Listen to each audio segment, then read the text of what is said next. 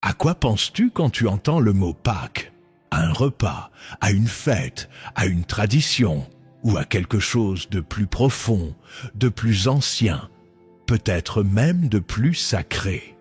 Depuis des siècles, la Pâque est célébrée dans le monde entier, mais peu savent ce qu'elle signifie réellement. Derrière les rites, derrière les coutumes, il existe une histoire d'esclavage, de sang versé, de liberté retrouvée, une histoire qui commence en Égypte et qui traverse toute la Bible jusqu'à Jésus-Christ lui-même. Dans cette vidéo, nous allons découvrir ensemble les origines véritables de la Pâque, ce qu'elle représentait pour le peuple d'Israël, ce qu'elle annonce dans le plan de Dieu, et surtout pourquoi elle reste aujourd'hui encore un message puissant pour chaque croyant. Ce n'est pas un hasard si tu regardes cette vidéo maintenant. Il y a des vérités que le monde oublie, que les traditions obscurcissent, mais que la parole de Dieu révèle avec clarté. Et l'une de ces vérités, c'est le sens prophétique de la Pâque. Alors prends un moment, reste jusqu'au bout. Tu découvriras des clés spirituelles qui pourraient bien éclairer ta marche avec Dieu. Et à la fin de cette vidéo, je t'inviterai à une prière basée sur cette révélation. Si tu veux approfondir ta foi, comprendre le cœur de Dieu et redonner du sens au fondement de ta croyance, abonne-toi à cette chaîne et aime cette vidéo. Et écris en commentaire cette phrase: je veux comprendre ce que la Pâque signifie vraiment. Prépare-toi à redécouvrir une vérité ancienne, mais toujours vivante. Pour comprendre la Pâque, il faut remonter au cœur de l'histoire d'Israël. Le peuple de Dieu vivait alors en esclavage en Égypte, sous l'autorité impitoyable de Pharaon. Oppression, souffrance, labeur sans fin. Les Hébreux étaient brisés dans leur corps comme dans leur foi. Mais Dieu n'avait pas oublié son alliance. C'est dans ce contexte que le Seigneur appelle Moïse depuis un buisson en feu pour libérer son peuple. Et après 9 plaies dévastatrices, vient la 10e, la plus redoutable. La mort frappera tous les premiers-nés d'Égypte. Mais Dieu offre un signe de salut. Les familles hébraïques devront immoler un agneau sans défaut, en appliquer le sang sur les montants de leurs portes et rester à l'intérieur. Ce soir-là, l'ange de la mort passera, mais ne touchera pas ceux qui auront été couverts par le sang. C'est cela, le sens originel du mot Pâques, passer par-dessus, non pas ignorer, mais épargner. Offrir la vie là où devait régner la mort. Cette nuit-là marque un tournant. Les Hébreux sont enfin libérés. Dieu leur ordonne alors de célébrer cette nuit chaque année, comme une fête en mémoire de la délivrance, une fête sainte, un rappel de leur identité, de leur salut, de leur Dieu. Mais ce que beaucoup ignorent, c'est que la Pâque n'est pas seulement un souvenir du passé. Elle est aussi une prophétie.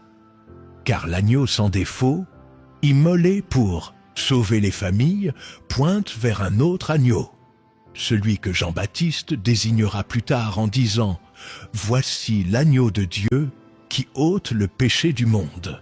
Jésus-Christ est devenu la Pâque vivante. Son sang versé sur la croix est le signe ultime de délivrance, non plus seulement contre la mort physique, mais contre la mort éternelle. La croix devient alors une porte spirituelle. Et ceux qui sont couverts par ce sang sont épargnés, libérés, restaurés. Ainsi, la Pâque relie l'Ancien et le Nouveau Testament. Elle révèle l'unité du plan de Dieu, la libération par le sang, la rédemption par l'agneau. Ce n'est pas une simple histoire religieuse. C'est le cœur battant de la foi chrétienne. Mais dans notre monde moderne, ce message est souvent affadi, réduit à des rituels sans révélation.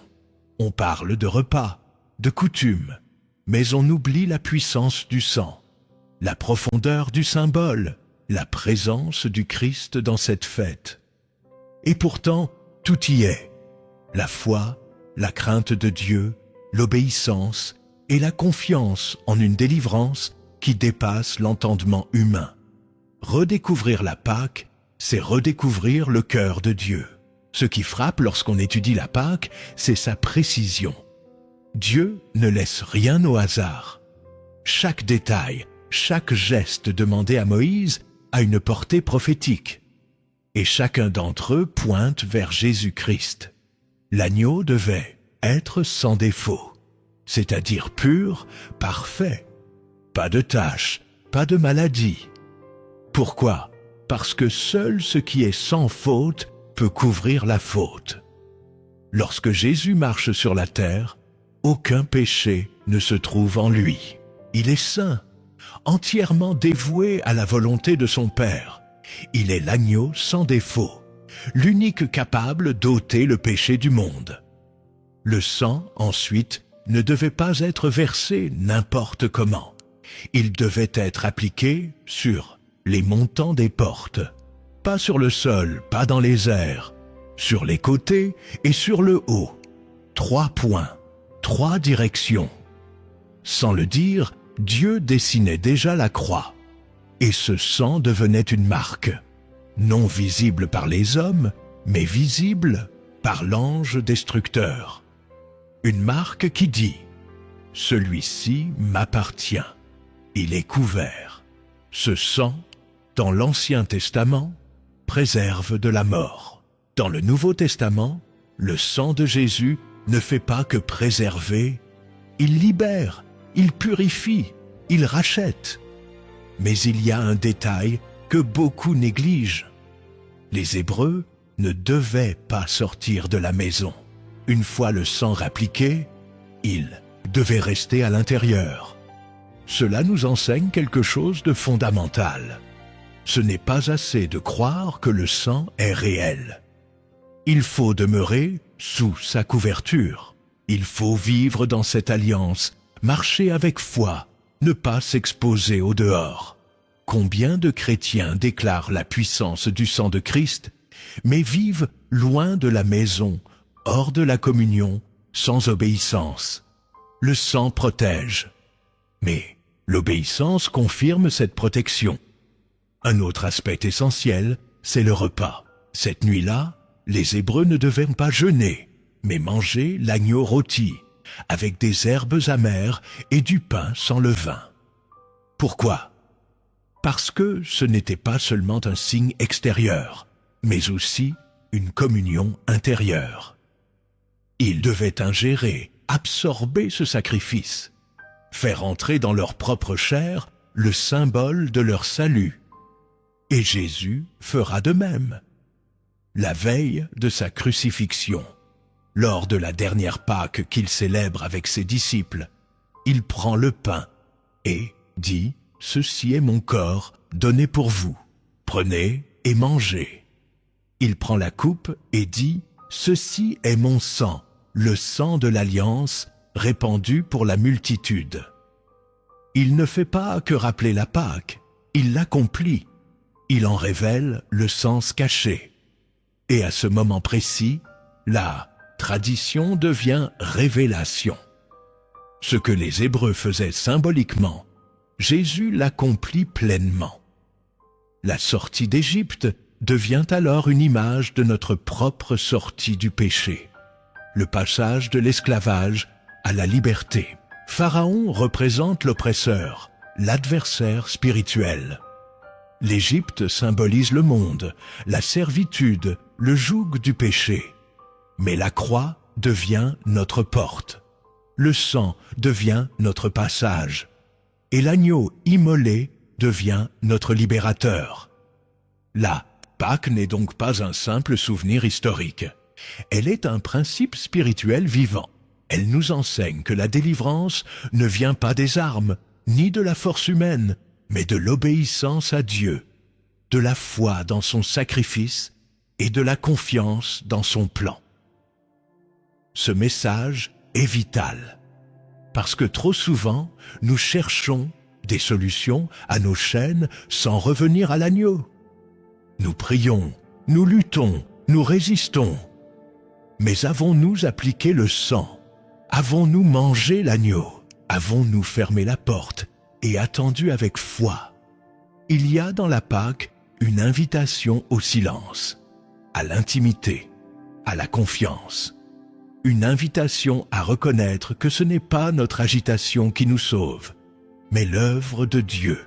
Et, aujourd'hui encore, ce modèle reste d'actualité. Le monde est un nouvel Égypte. Le mal rôde, les cœurs sont asservis. Mais ceux qui comprennent la Pâque, qui saisissent le sens du sang, qui demeurent dans la maison, peuvent vivre une réelle libération. Si tu ressens que ce message parle à ton cœur, prends une seconde pour t'abonner à cette chaîne. Cela nous aide à semer plus largement la parole. Et aime cette vidéo si tu veux que d'autres découvrent, eux aussi, la puissance de cette vérité. La suite de cette révélation est encore plus profonde, car la Pâque biblique cache un mystère que très peu ont compris. Ce que nous allons maintenant découvrir dépasse l'histoire d'un peuple, et même la symbolique religieuse. Car la véritable puissance de la Pâque se révèle lorsque l'on comprend que tout converge vers la croix. La Pâque est un schéma divin répété à travers les âges. Et si tu ouvres les yeux spirituellement, tu verras ce motif dans toute la Bible.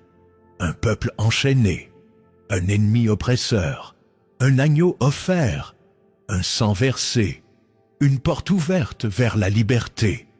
Mais ce n'est pas tout. Un détail frappant se trouve dans la manière dont Dieu ordonne à Israël de célébrer la Pâque chaque année.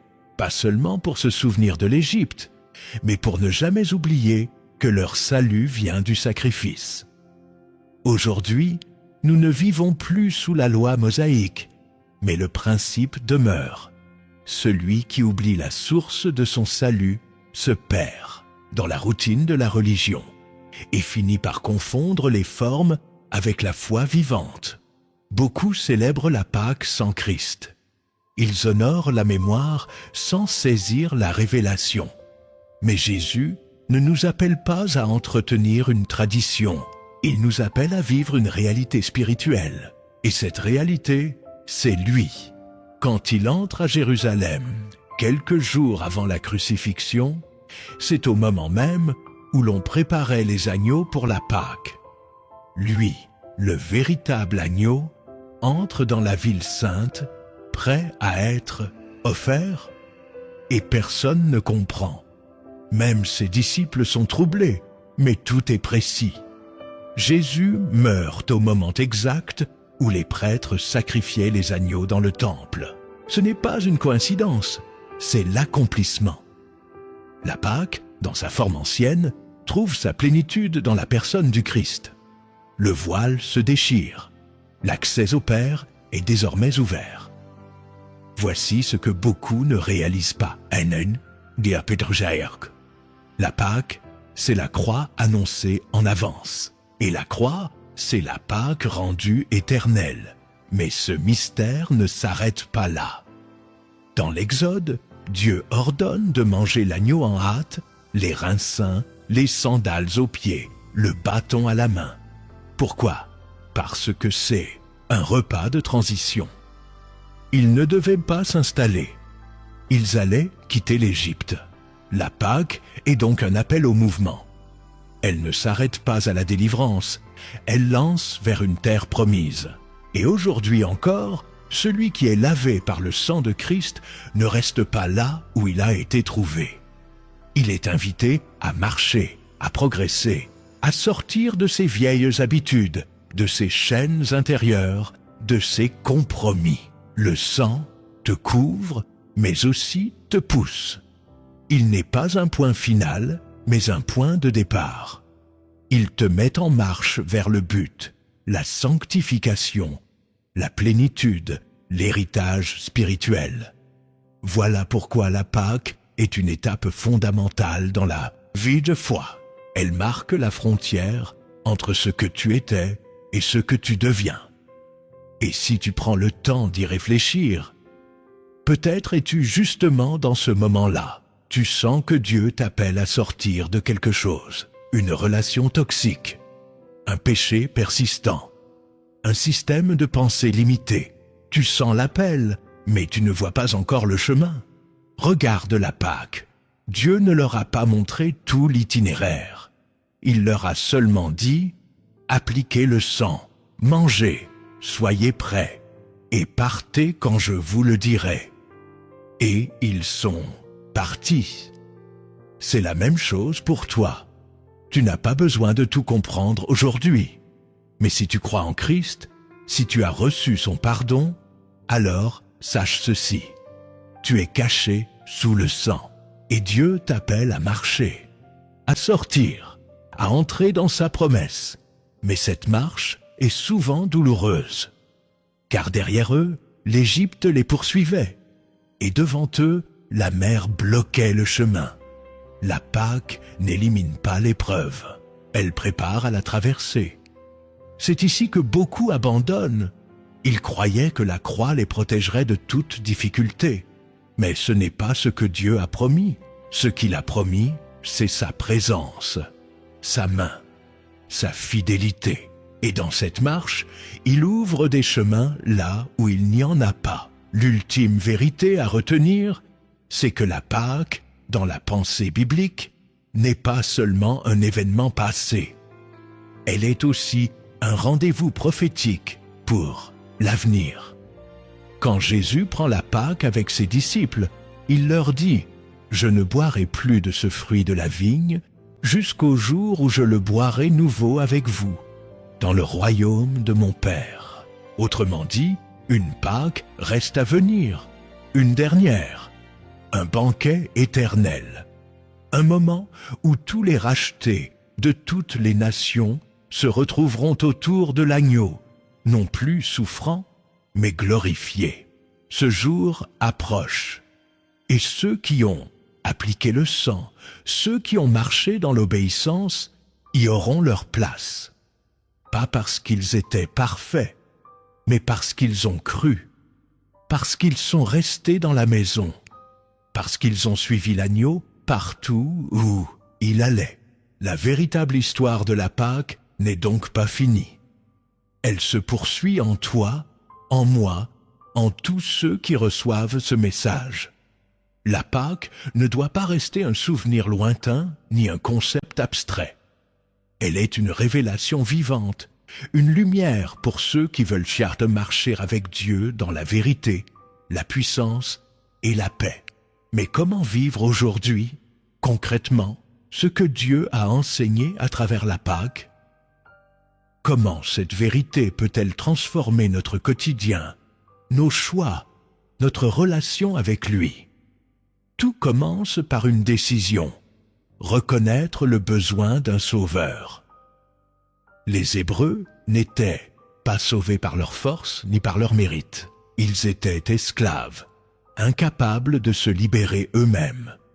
Leur salut est venu de l'extérieur, par une intervention divine. C'est le premier pas pour tout chrétien. Reconnaître que seul le sang de l'agneau peut nous délivrer. Peace, nos bonnes œuvres, pas notre religion, pas notre morale, mais le sacrifice de Jésus-Christ. Ensuite, il faut appliquer ce sang à notre vie. Ce n'est pas un geste physique, mais une réalité spirituelle.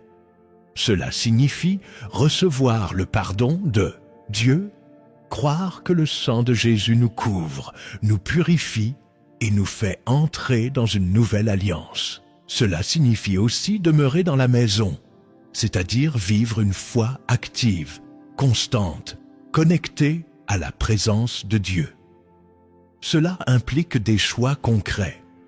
Choisir l'obéissance, même quand c'est difficile. Rompre avec ceux qui nous éloignent de Dieu. Garder nos pensées sous l'autorité de sa parole. Refuser le compromis, même s'il semble plus confortable. Les Hébreux devaient manger l'agneau avec des herbes amères. Cela nous rappelle que marcher avec Dieu ne signifie pas toujours éviter l'amertume, la douleur ou la difficulté. Mais cela signifie que même au cœur de l'amertume, Dieu nourrit. Appliquer la Pâque, c'est aussi marcher dans la sanctification.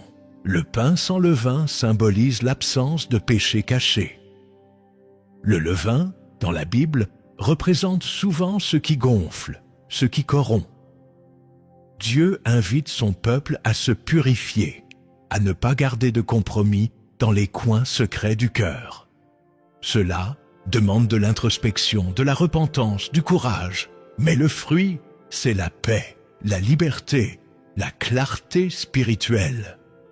Un autre aspect central de la Pâque, c'est la préparation au voyage. Dieu dit à son peuple, « Soyez prêts ».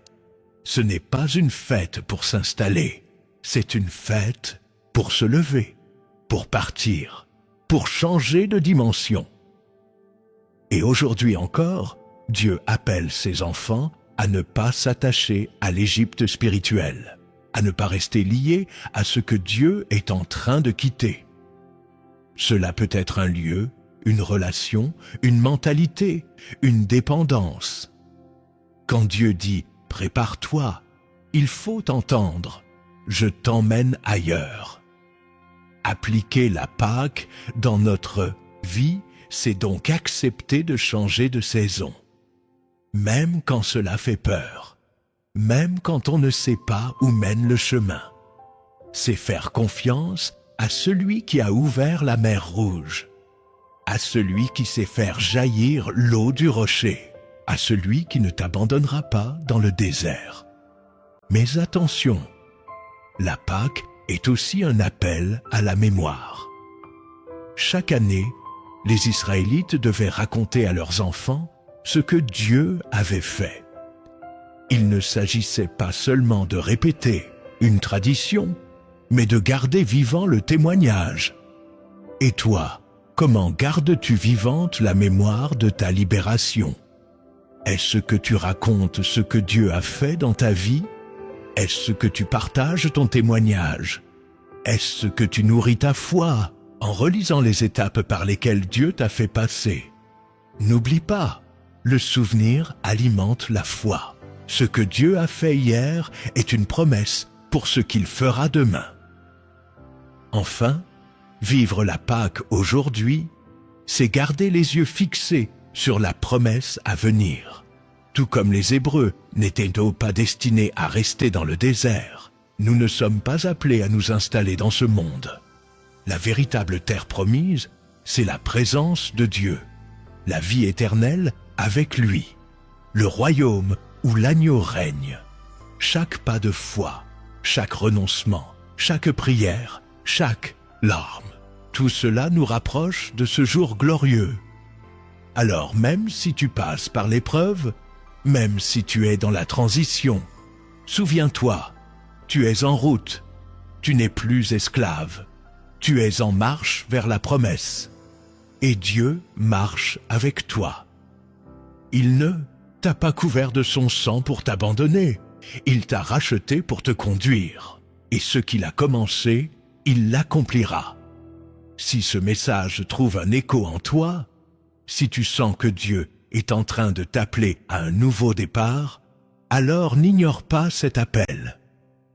Ferme la porte de ton cœur aux voix de la peur. Applique le sang de l'agneau sur ta vie et avance, même si tu ne vois pas encore la mer s'ouvrir. Car celui qui a institué la Pâque est fidèle, et il veille sur ceux qui lui appartiennent. La Pâque n'est pas un simple épisode biblique. Elle est une ligne de séparation entre l'esclavage et la liberté, entre le chaos et la promesse, entre la condamnation et la grâce. Elle est une invitation à sortir de l'Égypte pour entrer dans la vie. Tu as découvert son origine, son sens profond, sa réalisation en Christ. Tu as compris que ce n'est pas un événement du passé, mais une vérité qui te concerne aujourd'hui. Tu n'es pas oublié. Tu n'es pas sans solution. il y a un sang, il y a un agneau, il y a une porte, et cette porte, c'est la croix. Si tu es en Christ, sache que le sang est encore là. Invisible mais réel, il parle en ta faveur, il t'accompagne dans la nuit, il couvre ta maison, il ouvre un chemin là où tout semble fermé. Mais cette vérité ne porte du fruit que si tu la fais tien, pas seulement en l'écoutant, mais en la recevant, en y marchant. C'est pourquoi je t'invite à faire un pas aujourd'hui, à appliquer cette révélation dans ton quotidien. Pas demain, aujourd'hui, reviens à l'essentiel, à la simplicité de la foi, à la puissance du sang, à l'obéissance à Dieu. Abandonne ce qui te retient, sors de l'Égypte et marche. Et si ce message a touché ton cœur, partage-le. Quelqu'un a besoin d'entendre cela. Quelqu'un est en train de vivre une nuit obscure, et cette parole pourrait bien être la lumière qui l'attendait. Abonne-toi à cette chaîne pour recevoir d'autres révélations bibliques. Laisse un like si tu veux soutenir ce message et nous aider à toucher plus de vies. Et surtout, commente ce que cette vidéo a éveillé en toi. Et maintenant, terminons ensemble par une prière. Seigneur, toi qui as fait sortir ton peuple de l'esclavage, toi qui as offert ton Fils comme l'agneau sans défaut, couvre-moi de son sang. Fais-moi passer de la mort à la vie. Donne-moi la force de marcher et rends-moi fidèle jusqu'à la promesse. Je crois que le sang de Jésus est suffisant et je choisis de demeurer sous sa protection. Au nom de Jésus-Christ. Amen.